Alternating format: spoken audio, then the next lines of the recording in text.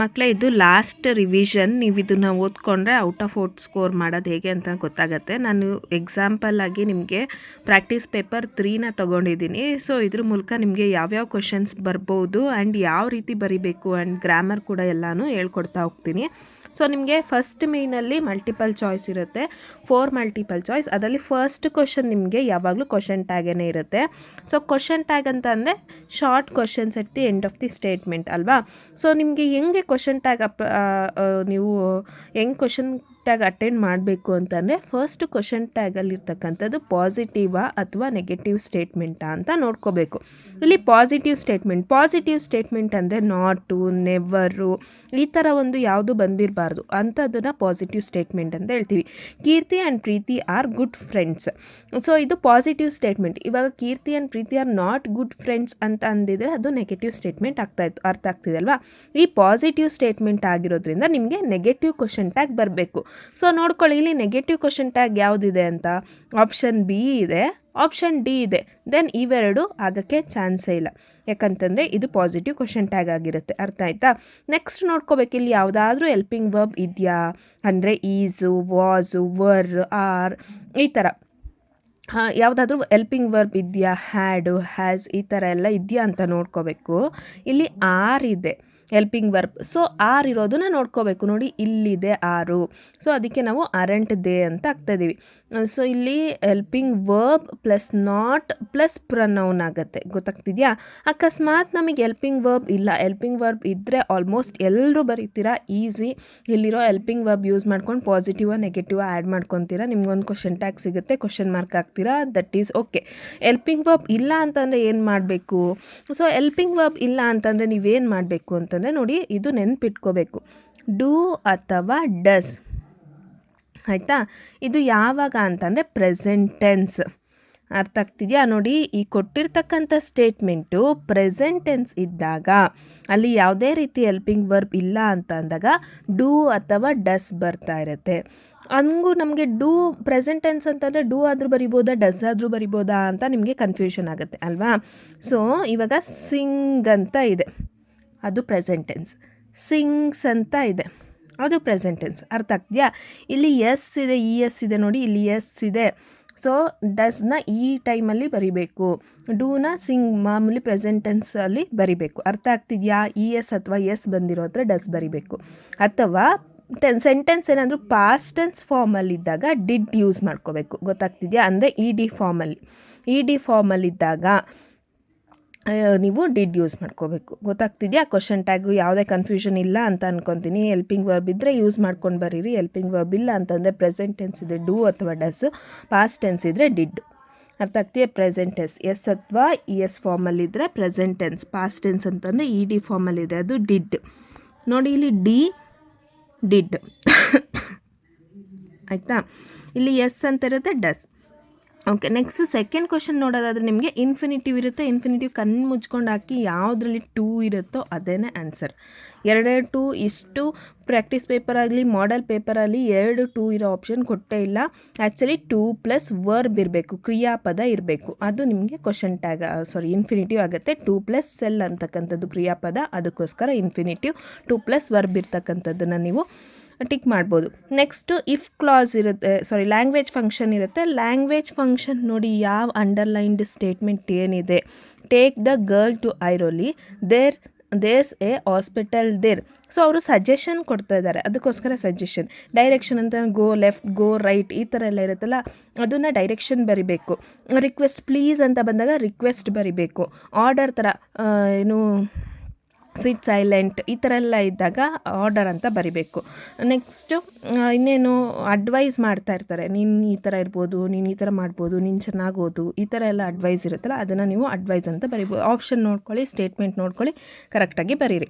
Next fourth if clause ನಿಮಗೆ ಕೊಡೋದೆ would have ಅಥವಾ wood not have ಏನೇ ಇರುತ್ತೆ. ಸೊ ಇನ್ಯಾವುದು ತಲೆ ಕೆಡಿಸ್ಕೋಬೇಡಿ. ಈ ಸ್ಟೇಟ್ಮೆಂಟ್ ನೋಡಿ ಅದಕ್ಕೆ ಸೂಟೇಬಲ್ ವುಡ್ ಹ್ಯಾವ್ ಆಗುತ್ತಾ ವುಡ್ ನಾಟ್ ಹ್ಯಾವ್ ಆಗುತ್ತಾ ಅದನ್ನು ನೋಡಿಕೊಂಡು ನೀವು ಬರೀಬೇಕಾಗತ್ತೆ. Next next do as directed second ಮೇನಲ್ಲಿ ನೋಡೋದಾದರೆ ಫಸ್ಟ್ ಒಂದು ಸಿಲಬಲ್ ಇರುತ್ತೆ. ಸಿಲಬಲ್ ಏನು, ನೀವು ಸ್ಪ್ಲಿಟ್ ಮಾಡಿ ಅಥವಾ ಚಿನ್ ಮೆಥಡ್ ಯೂಸ್ ಮಾಡಿ. ನಿಮಗೆ ಹೇಳ್ಕೊಟ್ಟಿರ್ತಾರೆ ಚಿನ್ ಮೆಥಡ್. ನೀವು ಆ ವರ್ಡ್ನ ಪ್ರೊನೌನ್ಸ್ ಮಾಡಿದಾಗ ಎಷ್ಟು ಸಲ ನಿಮ್ಮ ಚಿನ್ನು ನಿಮ್ಮ ಹ್ಯಾಂಡನ್ನು ಚಿನ್ನ ಹತ್ರ ಇಟ್ಕೊಳ್ಳಿ, ಎಷ್ಟು ಸಲ ನಿಮ್ಮ ಚಿನ್ನು ಹ್ಯಾಂಡ್ ಹತ್ರ ಟಚ್ ಆಗುತ್ತೋ ಅಷ್ಟು ಸಿಲಬಲ್ ಇರುತ್ತೆ ಅಂತ ಅರ್ಥ. ಇಲ್ಲಿ ನೋಡಿ ಒನ್ ಸಿಲಬಲ್ ವರ್ಡನ್ನು ಕೇಳಿದ್ದಾರೆ. ಅಗ್ಲಿ 2 ಟೈಮ್ ಆಗುತ್ತೆ, ಮ್ಯೂಟಿನಿ 3 ಸಿಲಬಲ್, ಡೆಕ್ ಒಂದೇ ಸಲ, ಹೇಟೆಡ್ 2 ಸಿಲಬಲ್. ಇಲ್ಲಿ deck is the correct answer. ಗೊತ್ತಾಗ್ತಿದೆ ಅಲ್ವಾ? ಸ್ಪ್ಲಿಟ್ ಮಾಡಿ ನೋಡಿ, ರಾಬೋಟಿಕ್ ಮೆಥಡ್ ಯೂಸ್ ಮಾಡಿಬಿಟ್ಟು ನೀವು ಸ್ಪ್ಲಿಟ್ ಮಾಡಿ ನೋಡ್ಬೋದು. Next combine the following sentence using so that, very easy. ಇದು ಎಲ್ಲರೂ ಬರಿಬೋದು ನೋಡಿ. ಇಲ್ಲಿ ವೆರಿ ಹತ್ರ ಸೋ ಹಾಕಿ, ಫುಲ್ ಸ್ಟಾಪ್ ಹತ್ರ ದಟ್ ಹಾಕಿ. ಅಂತಂದರೆ the milk is so hot that, ಇಲ್ಲಿ ಕ್ಯಾಪಿಟಲ್ ಲೆಟರ್ ಇರೋದನ್ನ ಸ್ಮಾಲ್ ಲೆಟರ್ ಮಾಡಬೇಕು. That the child can not drink it. ಅರ್ಥ ಆಗ್ತಿದೆಯಾ? That is what combining the following sentence. Next question ನೋಡೋದಾದರೆ ನಿಮಗೆ ನೋಡಿ ಮಕ್ಕಳೇ, ನೆಕ್ಸ್ಟ್ ನಿಮ್ಗೆ ಯಾವುದಿರುತ್ತೆ ಅಂತಂದರೆ ಆರ್ಟಿಕಲ್ ಇರುತ್ತೆ. ಸೊ ಆರ್ಟಿಕಲ್ ನೋಡಿ ನಿಮಗೆ ಕನ್ಫ್ಯೂಷನ್ ಆಗುತ್ತೆ, ಎಷ್ಟೋ ಮಕ್ಕಳಿಗೆ ಆರ್ಟಿಕಲ್ ಕನ್ಫ್ಯೂಷನ್ ಆಗುತ್ತೆ. ಎ, ಆ್ಯನ್, ದ ಅಲ್ವಾ, 3 ಆರ್ಟಿಕಲ್ ಇದೆ. ಎ ಎಲ್ಲಿ ಯೂಸ್ ಮಾಡ್ತೀರಾ? ಯೂಶ್ವಲಾಗಿ ಗೊತ್ತಿರೋದು ಕನ್ಸೋನೆಂಟ್ ಸೌಂಡ್ ಮುಂದೆ. ಆ್ಯನ್ ಎಲ್ಲಿ ಯೂಸ್ ಮಾಡ್ತೀರಾ? ಓವಲ್ ಸೌಂಡ್ ಮುಂದೆ ಅಲ್ವಾ. ದ ಎಲ್ಲಿ ಯೂಸ್ ಮಾಡ್ತೀರಾ? ಸ್ಪೆಸಿಫಿಕ್ಕಾಗಿ ಗೊತ್ತಿರೋ ಅಂಥದ್ದು ಅಥವಾ ಸೂಪರ್ಲೇಟಿವ್ ಡಿಗ್ರಿ ಮುಂದೆ. ಅಥವಾ ಯೂನಿಕ್ ಅಂತಂದರೆ ಇವಾಗ the Moon, the Quran, the Bible, the Mahabharata, ಈ ಥರ ದ ಹಿಮಾಲಯ ಅಥವಾ ಇನ್ಸ್ಟ್ರೂಮೆಂಟ್ಸ್ ಮುಂದೆ ದ ಸಿತಾರ್, ಈ ಥರ ಮುಂದೆ ದ ಯೂಸ್ ಮಾಡ್ತೀರಾ. ಆ್ಯನ್ ಓವಲ್ಸ್ ಮುಂದೆ, ಓವಲ್ಸ್ ಅಂತಂದರೆ AEIOU ಮುಂದೆ ಅಂತ ಅಲ್ಲ, ಈ ಥರ ಓವಲ್ ಸೌಂಡ್ಸ್ಗಳ ಮುಂದೆನೂ ಕೂಡ ಆ್ಯನೇ ಯೂಸ್ ಮಾಡಬೇಕು. ಕನ್ಸೋನೆಂಟ್ಸು ಅಷ್ಟೇ, ಅದರ್ ದ್ಯಾನ್ ಓವಲ್ಸ್ ಮುಂದೆ ನೀವು ಎ ಯೂಸ್ ಮಾಡ್ತೀರಾ. ಅದ್ರ ಜೊತೆಗೆ ಕನ್ಸೋನೆಂಟ್ ಸೌಂಡ್ಸ್ ಬಂದರೂ ಕೂಡ ನೀವು ಎ ಯೂಸ್ ಮಾಡಬೇಕು. ಹೆಂಗೆ ಸೌಂಡ್ ಅಂತಂದರೆ ನಿಮಗೆ ಇಲ್ಲಿ Ravi is dash MBA students, M ಅಂತ ಇದೆ, ಇದು ಕನ್ಸೋನೆಂಟ್ ಲೆಟರ್ ಅಲ್ವಾ. ಇಲ್ಲಿ ಯಾಕೆ ಆ್ಯನ್ ಯೂಸ್ ಮಾಡಬೇಕು ನೋಡ್ಕೊಳ್ಳಿ. ಇಲ್ಲಿ ಫಸ್ಟ್ ಲೆಟರ್ ಇದೆಲ್ಲ, ಇದನ್ನು ಕನ್ನಡದಲ್ಲಿ ಬರ್ಕೊಳ್ಳಿ ನೀವು, ಆಯಿತಾ. ಸೊ ನೋಡಿ ಹಿಂಗೆ ಬರಿಬೋದು ಅಲ್ವಾ. ಇದು ಯಾವುದು? ಇದು ವ್ಯಂಜನ ಅಕ್ಷರನ ಸ್ವರ ಅಕ್ಷರನ ನೋಡಿ, ಇದು ಸ್ವರ ಅಕ್ಷರ, ಆದ್ದರಿಂದ ಇಲ್ಲಿ ಆ್ಯನ್ ಬರೀತದೆ. ಅಂದರೆ ಸ್ವರ ಅಂತಂದರೆ ಓವಲ್. ಸೊ ಯಾವುದಾದ್ರೂ ಇದು ನಿಮಗೆ ಕನ್ನಡಕ್ಕೆ ಕನ್ವರ್ಟ್ ಮಾಡ್ಕೊಂಬಿಡಿ, ಕನ್ನಡ ಲೆಟರ್ ಬರ್ಕೊಳ್ಳಿ. ಆ ಕನ್ನಡ ಲೆಟರ್ನ ನೋಡಿಕೊಂಡು ನೀವು ಸ್ವರ ಯಾವುದು, ವ್ಯಂಜನ ಯಾವುದು, ಅಥವಾ ಓವಲ್ ಯಾವುದು, ಕನ್ಸೋನೆಂಟ್ ಯಾವುದು ನಿಮಗೆ ಗೊತ್ತಾಗುತ್ತೆ. ಆ್ಯಂಡ್ ಸ್ಪೆಸಿಫಿಕ್ ಆಗಿದ್ದಾಗ ದ ಯೂಸ್ ಮಾಡಿ. ಅಥವಾ ಫಸ್ಟ್ ಅಂತಂದರೆ ಇಲ್ಲಿ ಸೂಪರ್ಲೇಟಿವ್ ಡಿಗ್ರಿ ಮುಂದೆ ಗ್ರೇಟೆಸ್ಟ್, ದ ಗ್ರೇಟೆಸ್ಟ್. ಅರ್ಥ ಆಗ್ತಿದೆಯಾ? ಮತ್ತು ordinal numbers first, second, third ಈ ಥರ ಇರುತ್ತಲ್ಲ, ಆವಾಗೂ ಕೂಡ ದ ಯೂಸ್ ಮಾಡಬೇಕು. ಆ್ಯಂಡ್ ಸಿಂಗಲ್ ಆಗಿರ್ತಕ್ಕಂಥದ್ದು, ಯೂನಿಕ್ ಆಗಿರ್ತಕ್ಕಂಥದ್ದು ನಾನು ಹೇಳಿದೆ, ದ ಸಿತಾರ್, ಇನ್ಸ್ಟ್ರೂಮೆಂಟ್ಸ್ಗಳ ಮುಂದೆ, ಪ್ರಪಂಚಕ್ಕೆ ಒಂದೇ ಇರೋದು ದ ಸನ್, ದ ಮೂನ್, ಈ ಥರದ್ರ ಮುಂದೆ ಎಲ್ಲ ದ ಯೂಸ್ ಮಾಡ್ಬೋದು. ಅರ್ಥ ಆಗ್ತಿದೆ ಅಂತ ಅನ್ಕೋತೀನಿ. Next identify the parts of speech ಇರುತ್ತೆ 8th ಕ್ವಶನ್ನು. ಯೂಶ್ವಲಿ ನಿಮಗೆ ಅಡ್ಜೆಕ್ಟಿವ್, ಅಡ್ವರ್ಬ್, ದೆನ್ ನೌನ್, ಪ್ರನೌನ್ನ ಕೇಳ್ತಾ ಇರ್ತಾರೆ. ಸೊ ನೋಡ್ಕೊಳ್ಳಿ, ನಿಮಗೆ ಯಾವ್ದು ಕನ್ಫ್ಯೂಷನ್ ಆಗುತ್ತೆ ಅಂತಂದರೆ ಮಕ್ಕಳೇ, ಅಡ್ಜೆಕ್ಟಿವ್ ಯಾವುದು, ಅಡ್ವರ್ಬ್ ಯಾವುದು ಅನ್ನೋದು ಕನ್ಫ್ಯೂಷನ್ ಆಗ್ತಾ ಇರುತ್ತೆ. ಯಾವುದಾದ್ರೂ ಸೆಂಟೆನ್ಸಲ್ಲಿ ಹೆಸರಿರುತ್ತೆ, ನೇಮ್ ಇರುತ್ತೆ, ಅಂತಂದರೆ ನೌನ್ ಇರುತ್ತೆ, ನೌನ್ನ ಡಿಸ್ಕ್ರೈಬ್ ಮಾಡ್ತಾ ಇರ್ತಾರೆ. ನೌನ್ ಇರುತ್ತೆ, ನೌನ್ನ ಡಿಸ್ಕ್ರೈಬ್ ಮಾಡ್ತಾ ಇರ್ತಾರೆ, ಅದು ಅಡ್ಜೆಕ್ಟಿವ್. ಅರ್ಥ ಆಯ್ತಾ? ವರ್ಬ್ ಇರುತ್ತೆ, ಅಂದರೆ ಕ್ರಿಯಾಪದ ಇರುತ್ತೆ, ಅದನ್ನು ಡಿಸ್ಕ್ರೈಬ್ ಮಾಡ್ತಾ ಇರ್ತಾರೆ, ಅದನ್ನು ಅಂಡರ್ಲೈನ್ ಮಾಡಿರ್ತಾರೆ, ಅದು ಅಡ್ವರ್ಬ್. ಅದನ್ನು ಚೆನ್ನಾಗಿ ನೆನ್ಪಿಟ್ಕೊಳ್ಳಿ, ಯಾವುದೇ ರೀತಿ ಕನ್ಫ್ಯೂಷನ್ ಆಗಲ್ಲ. ಅದು ಬಿಟ್ಟು ಬೇರೆ ಏನಾದರೂ ಕೊಟ್ಟಿದ್ದರೆ ನಿಮಗೆ ಏನು ನೌನು ಪ್ರನೌನು ಬರಿಬೋದು ಈಸಿಯಾಗಿ. It is A costly ornament. Ornament ಅಂತಕ್ಕಂಥದ್ದು ನೌನು, ಅದ್ರ ಮುಂದೆ ಅಂಡರ್ಲೈನ್ ವರ್ಡ್ ಕೊಟ್ಟಿದ್ದಾರೆ, ದಟ್ ಈಸ್ ಅಡ್ಜೆಕ್ಟಿವ್. ಅರ್ಥ ಆಯ್ತಾ? So next one, fill in the blank using appropriate linker. Linker very easy, ತುಂಬ ಚೆನ್ನಾಗಿ ನೀವು ಲಿಂಕರ್ ಬರಿಬೋದು. Both CV Raman and Vikram Sarabhai R great scientist. ಈ ಎರಡು ಸೆಂಟೆನ್ಸ್ನ ನೀವು ಲಿಂಕ್ ಮಾಡೋಕ್ಕೋಸ್ಕರ ಯಾವುದೋ ಒಂದು ವರ್ಡ್ ಯೂಸ್ ಮಾಡ್ತೀರಾ, ದಟ್ ಈಸ್ ಕಾಲ್ಡ್ ಲಿಂಕರ್. ಅಲ್ಲಿನ suitable word and, but, so, since, hence, although ಈ ಥರದ್ದೆಲ್ಲ ಬರ್ತಾ ಇರುತ್ತೆ. ಸೊ ಕರೆಕ್ಟಾಗಿ ನೋಡಿಕೊಂಡು ನೀವು ಬರಿಬೇಕು. ನೆಕ್ಸ್ಟ್ ಪ್ರಿಪೋಸಿಷನ್ಸು ಅಷ್ಟೇ, ಅದ್ರದ್ದು ಪೊಸಿಷನ್ಸ್ ಅದಕ್ಕೆ ಸೂಟೇಬಲ್ ಆಗಿರ್ತಕ್ಕಂಥ ಪ್ರಿಪೋಸಿಷನ್ ನೀವು ಬರಿಬೇಕಾಗತ್ತೆ. ಆನು, ಅಂಡರು, ಇನ್ನು, ಅಕ್ರಾಸು, ವಿತ್, ಅಲಾಂಗ್ ಈ ಥರದ್ದೆಲ್ಲ. There had been an accident when Satish went for hiking with his father and brother in there. So very easy ಕೊಟ್ಟಿದ್ದಾರೆ ನಿಮಗೆ. ಇದೇ ಥರ ಈಸಿನೇ ಬರುತ್ತೆ, ನೋ ಟಫ್ ಪೇಪರ್ ನಾವು ಎಕ್ಸ್ಪೆಕ್ಟ್ ಮಾಡ್ಬೋದು, ಬಟ್ ಟಫ್ ಏನಲ್ಲ. English you can write, second language English very easy. Next appropriate tense form of the verb, very easy ಮಕ್ಕಳೇ. ಟೆನ್ಸ್ ಫಾರ್ಮ್ ಬಿ ಬದಲಾಗಿ ನೀವು helping verb was, were, is, am, ಆರು ಇಷ್ಟು ಬರಿಬೇಕು. ಇದನ್ನು ನೀವು ಅದಕ್ಕೆ ಸೂಟೇಬಲ್ ಆಗಿ ಸೆಂಟೆನ್ಸ್ಗೆ ಸೂಟೇಬಲ್ ಆಗಿರ್ತಕ್ಕಂಥ ವರ್ಡ್ಗೆ ಚೇಂಜ್ ಮಾಡಿ ಬರಿಬೇಕು. ಹೆಂಗಪ್ಪ ಬರೆಯೋದು ಅಂತಂದರೆ, when I went past tense ಫಾರ್ಮಲ್ಲಿದೆ. ಈ ಸೆಂಟೆನ್ಸಲ್ಲೇ ನಿಮ್ಗೊಂದು ಕ್ಲೂ ಸಿಕ್ಬಿಡುತ್ತೆ ಅದು ಯಾವ ಟೆನ್ಸಲ್ಲಿದೆ ಸೆಂಟೆನ್ಸ್ ಅಂತ. ಐ ವೆಂಟ್ ಅಂತ ಇದೆ, ವೆಂಟ್ ಅಂದರೆ past tense form, to the hospital, the doctor. ನೋಡಿ, ಡಾಕ್ಟರ್ ಒಬ್ಬರೇ, ಅದಕ್ಕೆ ವಾಸ್, ಬಿ ಬದಲಾಗಿ ವಾಸ್ ಬರಿಬೋದು. ಅರ್ಥ ಆಯ್ತಾ? ಟ್ರೀಟ್ ಅಂತ ಇದೆ, ಪಾಸ್ಟ್ ಟೆನ್ಸ್ ಫಾರ್ಮಲ್ಲಿ ಇದ್ರೂ ಇಲ್ಲಿ ಟ್ರೀಟ್, ಆವಾಗ ಆ ಕ್ಷಣದಲ್ಲಿ ಅವರು treating an old woman, treating ING ಫಾರ್ಮ್ದೆ ಆಲ್ಮೋಸ್ಟ್ ಈ ಸಲ ಕೊಟ್ಟಿರೋದು. ಟ್ರೀಟಿಂಗ್ ಒಂದೇ ಒಂದು ಸಲ ಮಾತ್ರ ED ಫಾರ್ಮಲ್ಲಿ ಕೊಟ್ಟಿದ್ದಾರೆ, ಅದು ಆ್ಯಕ್ಟಿವ್ ವಾಯ್ಸ್ ಪ್ಯಾಸಿವ್ ವಾಯ್ಸ್ ಥರ ಇರುತ್ತೆ. ಸಬ್ಜೆಕ್ಟು ವಿಷಯನ ರಿಸೀವ್ ಮಾಡ್ಕೊಳ್ತಾ ಇರ್ತಾರೆ, ಆವಾಗ ನೀವು ED ಫಾರ್ಮಲ್ಲಿ ಬರಿಬೇಕಾಗತ್ತೆ. ಓಕೆ, ಸೊ ಅಪ್ರೋಪ್ರಿಯೇಟೆಡ್ ಸೂಟೇಬಲ್ ಆಗಿರ್ತಕ್ಕಂಥ ಏನು ಬಿ ಬದಲಾಗಿ ವಾಸು, ವರ್ರು, ಈಸು, ಆ್ಯಮು, ಆರ್ ಯಾವ್ದು ಸೂಟ್ ಆಗುತ್ತೋ ನೋಡ್ಕೊಳ್ಳಿ. ಆ್ಯಂಡ್ ಇದ್ರ ಟ್ರೀಟ್ ಅಂತ ಇದೆ, treating an old woman. Okay, next use the word present as verb in your sentence. Verb ಕೊಟ್ಟಾಗ ತುಂಬ ಈಸಿ ಮಕ್ಕಳೇ, ಆಯಿತಾ? ವರ್ಬ್ ಕೊಟ್ಟಾಗ ನೀವೇನು ಮಾಡ್ಬೋದು, ಇಲ್ಲಿ ING ಆದರೂ ಹಾಕ್ಬೋದು, ಇಲ್ಲಿ ED ಆದರೂ ಹಾಕ್ಬೋದು. I am presenting A gift, I have presented A beautiful gift for my mother. ಆಯಿತಾ? ಈ ಥರ ಈ ING ಅಥವಾ ED ಹಾಕಿದ್ರೆ ಅಲ್ಲಿ ವರ್ಬ್ ಆಗಿಬಿಡುತ್ತೆ. ನೌನ್ ಕೊಟ್ಟಾಗ ನೀವು ಅದಕ್ಕೇನು ಚೇಂಜ್ ಮಾಡೋಕ್ಕಾಗಲ್ಲ, ಮಾಡ್ಬೋದು. ಬಟ್ ಆ ನೌನ್ ಕೊಟ್ಟಾಗ ನೀವು present, this is I was present today to school, ಆ ಥರ ಏನಾದರೂ ನೀವು ಸೆಂಟೆನ್ಸ್ ಫ್ರೇಮ್ ಮಾಡಬೇಕಾಗುತ್ತೆ. Next change the following sentence into positive degree ಕೇಳಿದ್ದಾರೆ. Degrees of comparison very easy, no other ಆಗುತ್ತೆ. ಫಸ್ಟಕ್ಕೆ ಪಾಸಿಟಿವ್ ಡಿಗ್ರಿ ಆದರೆ ಅಂತಂದರೆ ಮೋರ್ ಇರೋದು popular, more popular, most popular ಆಗುತ್ತೆ. ನೋಡ್ಕೊಳ್ಳಿ. ನೆಕ್ಸ್ಟು ಕಂಪ್ಯಾರಿಟಿವ್ ಡಿಗ್ರಿ ಇಲ್ಲೇ ಕೊಟ್ಟಿದ್ದಾರೆ, ಸೂಪರ್ಲೇಟಿವ್ ಡಿಗ್ರಿಗೆ ಮೋಸ್ಟ್ ಪಾಪ್ಯುಲರ್ ಆಗುತ್ತೆ. ಇದನ್ನು ನೋಡ್ಕೋಬೇಕು, ಕರೆಕ್ಟಾಗಿ ಫ್ರೇಮ್ ಮಾಡಬೇಕು. Next active voice passive voice very easy. The president distributed the awards ಆ ಕಡೆ ಹೋಗುತ್ತೆ. ಅವಾರ್ಡ್ಸಿಗೆ ಸೂಟೇಬಲ್ ಆಗೋ ಹೆಲ್ಪಿಂಗ್ ವರ್ಬ್ ಬರುತ್ತೆ, were distributed by the president. ಅಷ್ಟೇ, ಏನು ತೊಂದರೆ ಇಲ್ಲ, ಈಸಿಯಾಗಿ ಆ್ಯಕ್ಟಿವ್ ವಾಯ್ಸ್ ಪ್ಯಾಸಿವ್ ವಾಯ್ಸ್ ಬರೀಬೋದು. ರಿಪೋರ್ಟೆಡ್ ಸ್ಪೀಚು ಅಷ್ಟೇ ಮಕ್ಕಳೇ. ನಿಮಗೆ ಫುಲ್ ಕನ್ಫ್ಯೂಷನ್ ಆಗ್ತಿದೆ ನನಗೆ ಅಂತ ಅನಿಸ್ದಾಗ ಏನು ಮಾಡಬೇಕು, ನೀವು ಒಂದೊಂದೇ ವರ್ಡ್ನ ನೀವು ಪಾಸ್ಟ್ ಟೆನ್ಸಿಗೆ ಚೇಂಜ್ ಮಾಡ್ತಾ ಹೋಗಬೇಕು. ಅರ್ಥ ಆಗ್ತಿದೆಯಾ? ಆವಾಗೆಲ್ಲ ಒಂದ್ಸಲಿ ಜಾಯಿನ್ ಮಾಡಿ ನೋಡಿ, ನಿಮಗೆ ಕರೆಕ್ಟ್ ಅನಿಸುತ್ತೆ, ಅದನ್ನು ಬರೀರಿ. Jyothi, are you going to school today? ಇದನ್ನು ನೀವು if she was going to school that day. ಅರ್ಥ ಆಗ್ತಿದೆಯಾ? ಈಸಿದೆ ಕೊಟ್ಟಿರ್ತಾರೆ, don't worry. Next editing paragraph ಇದೆ.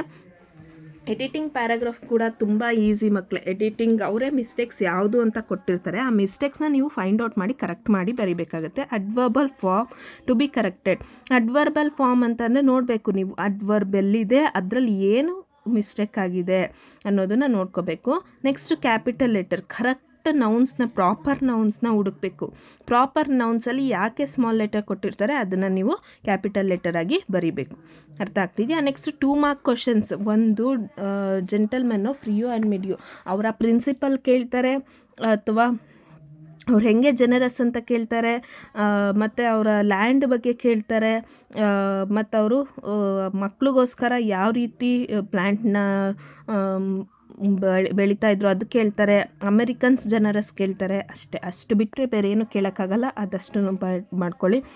ಅಂಬೇಡ್ಕರ್ ಬಗ್ಗೆ ಅಂತಂದರೆ ಡಾಕ್ಟರ್ ಅಂಬೇಡ್ಕರ್ ಅವರಲ್ಲಿ voracious reader important, Buddha and ಅವೈವ್ important, Ambedkar and Mahatma Gandhi important, then symbol of revolt important, then 14th amendment important, then grammar of anarchy important. ಇಷ್ಟು ಕ್ವಶನ್ಸ್ನ ನೀವು ಚೆನ್ನಾಗಿ ಓದ್ಕೊಳ್ಳಿ, ಇದು ಬಿಟ್ಟು ಬೇರೆ ಕೇಳೋಕ್ಕಾಗಲ್ಲ. ನೆಕ್ಸ್ಟ್ ಅವಕ್ಕೆ ಅನಂತಲ್ಲಿ ಮಲ್ಟಿ ಟ್ಯಾಲೆಂಟೆಡ್ಡೇ ಯಾವಾಗಲೂ ಕೇಳೋದು, ಅದು ಬಿಟ್ಟರೆ ಆ್ಯಂಡ್ ಸುಶೀಲ್ ಬಗ್ಗೆ ಕೇಳ್ಬೋದು. ಅದು ಬಿಟ್ಟರೆ ಸ್ಮಿತಾಗೆ ಏನು ನೆನಪಾಗ್ತಾಯಿತ್ತು ಗಾರ್ಡನಲ್ಲಿ ಇರಬೇಕಾದ್ರೆ, ಆ್ಯಂಡ್ ಅವಳು ಪಂಡಿತ್ ರವಿಶಂಕರ್ ಗುರೂಜಿ ಹತ್ರ ಹೋದಾಗ ಯಾವ ರೀತಿ ಬಿಹೇವ್ ಮಾಡಿದ್ಲು, ಅಥವಾ ಆಡಿಟೋರಿಯಮಲ್ಲಿ ಅವಳಿಗೆ ಏನು ಎಕ್ಸ್ಪೀರಿಯೆನ್ಸ್ ಆಯಿತು, ಆ್ಯಂಡ್ ಆಡಿಟೋರಿಯಮಲ್ಲಿ ಅವ್ಳಿಗೆ ಏನು ನೆನಪಾಗ್ತಾ ಇತ್ತು. ಆ್ಯಂಡ್ ಅದು ಬಿಟ್ಟರೆ ನಿಮಗೆ ಇನ್ಯಾವ ಕ್ವಶನ್ಸ್ ಕೇಳ್ಬೋದು ಅಂತಂದರೆ, ಅವರಿಬ್ಬರು ಹೇಗೆ ತುಂಬ ಜನರಸ್ಸು, ಅಥವಾ ಅವರು ಬ್ಯುಸಿ ಇದ್ದರೂ ಕೂಡ ಇದು ಕಾಮನ್ ಪೀಪಲ್ ಹೌಸ್ಗೆ ಬಂದಿದ್ದು, ಇದೆಲ್ಲ ನೀವು ಓದ್ಕೋಬೇಕಾಗತ್ತೆ. ಅದು ಬಿಟ್ಟರೆ ಬೇರೆ ಕ್ವಶನ್ಸ್ ಕೇಳಲ್ಲ. ಇದರಲ್ಲಿ ಮೋಸ್ಟ್ ಪ್ರಾಕ್ಟಿಕಲ್ ಪೀಪಲ್ ಕೊಡ್ತಾರೆ. ಅದು ಬಿಟ್ಟರೆ 3 ಸೂಪರ್ ಪವರ್ಸ್ ಕೇಳ್ತಾರೆ, ಅದೇ ಜಾಸ್ತಿ ಕೇಳೋದು. Next I am the land ನೀವು ಏನು ಸಮ್ಮರಿ ಓದ್ಕೊಂಡಿದ್ರೆ ನೀವು ಯಾವ ಥರ ಕ್ವಶನ್ಸ್ ಕೊಟ್ಟರು ಐ ಆಮ್ ದಿ ಲ್ಯಾಂಡಲ್ಲಿ ಬರಿಬೋದು. ಸಬ್ ಇನ್ಸ್ಪೆಕ್ಟರ್ ಪಾಟೀಲ್ ಮತ್ತು ನ್ಯೂಶಲ್ ಮಾರ್ಚ್ ಕೇಳ್ತಾರೆ. ನೆಕ್ಸ್ಟು ಮಿಸ್ಟೀರಿಯಸ್ ಪಾರ್ಸಲಲ್ಲಿ ಏನಿತ್ತು, ಯಾರು ಸಪೋರ್ಟಿಗೆ ಬಂದರು ಅಂತ ಕೇಳ್ತಾರೆ. ಟಿಕ್ಕಿ ಡಾಲ್ಮಾ ಅದು ಒಂದು ಅವ್ರ ಪ್ರಿಪೇರ್ಡ್ನೆಸ್, ಅವ್ರ ಲೈಫ್ ಬಗ್ಗೆ ನೀವು ತಿಳ್ಕೊಂಬಿಟ್ರೆ ಯಾವ ಕ್ವಶನ್ ಕೊಟ್ಟರು ಬರೀತೀರಾ ಅಂತ. ಅಂದರೆ ನೀವು ಇದರಲ್ಲೂ ಅಷ್ಟೇ ನೋಡಿ ಮಕ್ಕಳೇ, ಸಪ್ಲಿಮೆಂಟರಿ ರೀಡಿಂಗ್ಸಲ್ಲಿ 4 ಇರೋದನ್ನು ಇದನ್ನು ನಿಮ್ಮ ಟೀಚರ್ಸ್ ಹೇಳಿರ್ತಾರೆ. 1, 2, 3, 4 ಸಪ್ಲಿಮೆಂಟರಿ ರೀಡಿಂಗ್ ಇದೆ ಅಲ್ವಾ, 1 ಮತ್ತು 2, 3 ಮತ್ತು 4 ಒಟ್ಟೊಟ್ಟಿಗೆ ಕೊಡ್ತಾರೆ. ಸೊ ನೀವು ಓದಬೇಕಾಗಿರೋದು 1 ಅಥವಾ 3 ಓದಿ, ಇವೆರಡು ಬಿಟ್ಟಾಕ್ಬಿಡಿ. ಇಲ್ಲ ಅಂತಂದರೆ 2 ಅಥವಾ 4 ಓದಿ, 1 ಮತ್ತು 3 ಬಿಟ್ಟಾಕಿ. ನಿಮಗೆ ಯಾವುದು ಈಸಿ ಅನಿಸುತ್ತೆ ಅದನ್ನು ಓದ್ಕೊಳ್ಳಿ. ಯೂಶಲಿ ಫಸ್ಟ್ ಲೆಸನ್ ಮತ್ತು ಥರ್ಡ್ ಲೆಸನ್ಸ್ ಓದಿರ್ತಾರೆ ಮಕ್ಕಳು. So you can write. ಹನೀಫಲ್ಲಿ ಏಕ್ದಮ್ ಬಿಂದಾಸ್ ಕೊಡ್ತಾರೆ, ಅವರ ಹೆಂಗೆ ರೆಸ್ಪಾನ್ಸಿಬಲ್ ಆದರು ಅಂತ ಕೊಡ್ತಾರೆ. ಯಾವಾಗಲೂ Hanif was always able to keep himself cheerful, ಇದು ಕೊಡ್ತಾರೆ. ಇದು ಬಿಟ್ಟರೆ ಬೇರೆ ಯಾವ ಕ್ವಶನ್ಸು ಕೇಳಲ್ಲ, ಆರಾಮಾಗಿ ನೀವು ಅದನ್ನು ಅಟೆಂಡ್ ಮಾಡ್ಬೋದು. ನೆಕ್ಸ್ಟ್ ಮಾನ್ಸ್ಟರ್ ಬಗ್ಗೆ ಕೇಳ್ತಾ ಇರ್ತಾರೆ. First monster, second monster, third monster ಮತ್ತು ಅವರ ಪನಿಷ್ಮೆಂಟ್ಸ್ ಎಲ್ಲ ಕೇಳ್ತಾ ಇರ್ತಾರೆ. ಆಮೇಲೆ ಬರ್ಡ್ ಆಫ್ ಹ್ಯಾಪಿನೆಸ್ಸು ಹೆಂಗೆ ಕೇರ್ ಮಾಡ್ತು ಅದು ಕೂಡ ಕೇಳ್ತಾರೆ. ಇಷ್ಟೇ 2 ಮಾರ್ಕ್ ಕ್ವಶನ್ಸ್, ಇಷ್ಟೇ ಲೆಸನ್ಸ್ ಓದ್ಕೋಬೇಕು. 2 mark questions. ಇಷ್ಟು ಲೆಸನ್ಸಲ್ಲಿ ನೀವು ಬೇರೆ ಯಾವ ಕ್ವಶನ್ಸು ಓದಬೇಡಿ, ಯಾಕಂತಂದರೆ ಬೇರೆ ಯಾವುದೂ ಬರಲ್ಲ. ಅರ್ಥ ಆಯ್ತಾ? ನೆಕ್ಸ್ಟ್ ನೋಡ್ತಾ ಆನ್ಸರ್ ದ ಫಾಲೋಯಿಂಗ್ ಕ್ವಶನ್. ಒಂದು ಲೆಸನಿಂದ ಇರುತ್ತೆ, ದಟ್ ಈಸ್ ಎ ಹೀರೋಯಿಂದ. ಒಂದು ಜಾಸ್ ಪ್ಲೇಯರ್ ಸಮ್ಮರಿ. ಅಂಡರ್ಸ್ಟುಡ್? 2 ಚೆನ್ನಾಗಿ ಬರೀರಿ. ಸ್ವಾಮಿ ಲೆಸನ್ ಕಂಗ್ರ್ಯಾಚುಲೇಷನ್ಸ್ ಕೇಳ್ಬೋದು, ಅಥವಾ ನೈಟ್ ಏನು ಎಕ್ಸ್ಪೀರಿಯೆನ್ಸ್ ಆಯಿತು ಅದು ಕೇಳ್ಬೋದು, ಅಥವಾ ನ್ಯೂಸ್ ಪೇಪರ್ ರಿಪೋರ್ಟ್ ಏನಿತ್ತು ಕೇಳ್ಬೋದು. ಅಷ್ಟು ಬಿಟ್ಟರೆ ಓವರ್ ನೈಟ್ ಹೀರೋ ಹೆಂಗಾದ ಅದೊಂದು ಕೇಳ್ತಾರೆ. ಆಮೇಲೆ ಯಾವ್ದ್ಯಾವುದು ರೀಸನ್ಸ್ ಕೊಟ್ಟ ಎಸ್ಕೇಪ್ ಆಗೋಕ್ಕೆ ಸ್ವಾಮಿ ಅದೊಂದು ಕೇಳ್ತಾರೆ. ಅಷ್ಟು ಬಿಟ್ಟರೆ ಇನ್ಯಾವುದು ಕೇಳಲ್ಲ. ನೆಕ್ಸ್ಟು ಇದು ಜಾಸ್ ಪ್ಲೇಯರ್ ಯಾವುದಾದ್ರೂ ಕೇಳಿರಿ, ನೀವು ಸಮ್ಮರಿ ಬರ್ದಿರ್ತೀರ. ಸಮ್ಮರಿ ಹೆಂಗೆ, ಅವನ ಎಡ್ಡಿಂದ ಸ್ಟಾರ್ಟ್ ಆದರೆ, ಅವನ ಹೈಸಿಂದ ಸ್ಟಾರ್ಟ್ ಆದರೆ, ಅವನ ಫೇಸಿಂದ ಸ್ಟಾರ್ಟ್ ಆದರೆ, ಅವ್ನ ಟೋಸ್ವರೆಗೂ ಎಕ್ಸ್ಪ್ಲೇನ್ ಮಾಡಬೇಕು.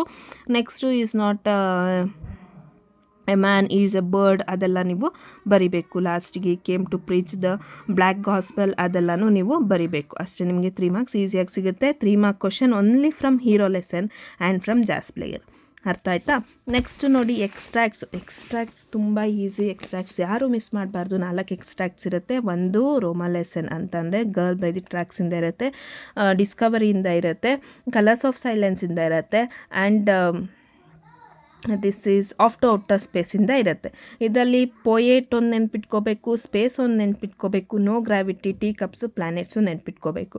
ಇಲ್ಲಿ ಸತೀಶ್ ಫಾದರ್, ಸತೀಶ್ ಮದರ್, ಸತೀಶ್ ಇಷ್ಟೇ ಜನ ಮಾತಾಡಿರೋದು, ಮತ್ತು ಹೆಡ್ ಮಾಸ್ಟರ್ಸು ಮತ್ತು ಸತೀಶ್ನ ಬ್ರದರ್ ಬರ್ತಾರೆ. ಡ್ರಾಯಿಂಗು, ಪೇಂಟಿಂಗ್ಸು ಇದೇ ಜಾಸ್ತಿ ಬರೋದು. ಇಲ್ಲಿ ಕೊಲಂಬಸ್ಸು, ಪೆಪ್ಪೆ, ಡಿಯಾಗೋ ಇವ್ರದ್ದು ಬರ್ತಾ ಇರುತ್ತೆ. ಮತ್ತು ಅವರೆಲ್ಲ ಡಿಸಪಾಯಿಂಟ್ ಆಗಿರ್ತಾರೆ, ಅವರೆಲ್ಲ ವಾಪಸ್ ಸ್ಪೇನ್ಗೆ ಹೋಗ್ಬೇಕಾಗಿರುತ್ತೆ. ಈ ಸ್ಟೇಟ್ಮೆಂಟ್ಸ್ ಬರ್ತಾ ಇರುತ್ತೆ. ಇಲ್ಲಿ ಬಾಲೇಶ್ವರ್ ಬರ್ತಾನೆ, ರೋಮಾ ಬರ್ತಾಳೆ. ಮಿಕ್ಕಿದ್ರೆ ನಿಮಗೆ ಟೆಂಪೋ ಟ್ರಕ್ ಡ್ರೈವರ್ ಬರ್ಬೋದು, ಅಥವಾ ದಿನೇಶ್ ಫೋನ್ ನಂಬರ್ ಕೇಳೋಕ್ಕೋಸ್ಕರ ಮೊಬೈಲ್ ಇಸ್ಕೊಂಡಿದ್ದು ಅದು ಕೂಡ ಬರ್ತಾ ಇರುತ್ತೆ. ಸೊ ಇದಿಷ್ಟು ಓದ್ಕೊಂಡ್ರೆ ಸಾಕು. ಪ್ರೊಫೈಲ್ ರೈಟಿಂಗ್ ತುಂಬ ಈಸಿ ಮಕ್ಕಳು. ಇಲ್ಲಿರೋ ಸ್ಪೆಲ್ಲಿಂಗ್ಸ್ ಯೂಸ್ ಮಾಡ್ಕೊಳ್ಳಿ, ಸ್ಪೆಲ್ಲಿಂಗ್ಸ್ ಮಿಸ್ಟೇಕ್ ಮಾಡಬೇಡಿ.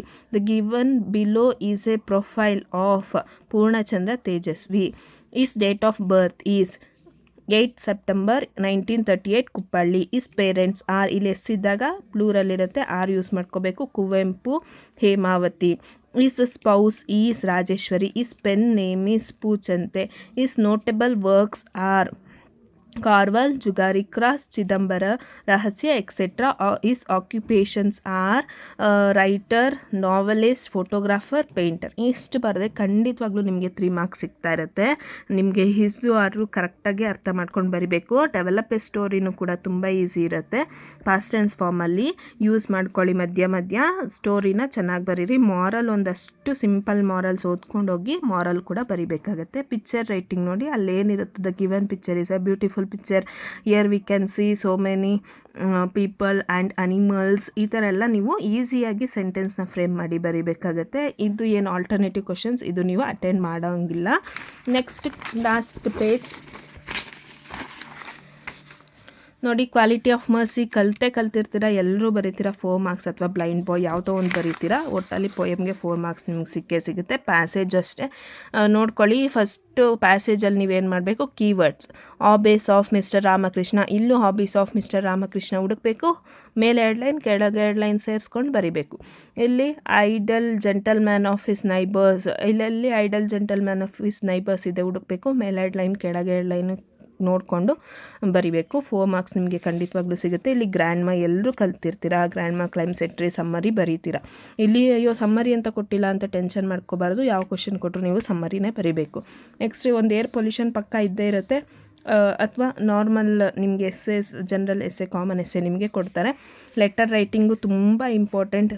ಈಸಿಯಾಗಿ 5 ಮಾರ್ಕ್ಸ್ ಸ್ಕೋರ್ ಮಾಡ್ಬೋದು. ಯೂಶಲಿ ನೀವು ಅಫಿಷಿಯಲ್ ಲೆಟರ್ನೇ ತಗೊಳ್ತೀರಾ. ಫ್ರಮ್ ಇಲ್ಲೇ ಇರುತ್ತೆ, ಇಲ್ಲಿದೆ. ನೆಕ್ಸ್ಟು ಡೇಟ್ ಬರೀತೀರ, ಆಯಿತಾ. 2 ಇಲ್ಲೇ ಇದೆ ನೋಡಿ, ಟು ದ ಎಡಿಟರ್ ಇಲ್ಲೇ ಇದೆ, ಅರ್ಥ ಆಗ್ತಿದೆಯಾ. ಅದಾದಮೇಲೆ respected sir or madam. Okay, next subject ಹಾಕ್ತೀರಾ. ಸಬ್ಜೆಕ್ಟಲ್ಲಿ ಆಸ್ಕಿಂಗ್ ಅಬೌಟ್ ದಿ ಪ್ರಾಬ್ಲಮ್, ಅಥವಾ about the problem created by vehicles parked on road near your ಅಂತ ಇದೆ, ಅವರ್ ಹೌಸ್ ಅಂತ ಬರೀತೀರಾ. ಅದಾದಮೇಲೆ as from the above matter, I am ಇಲ್ಲೇನು Padmanabh, Padmalatha residing, ಇದೆಲ್ಲ ಬರೀತೀರಾ.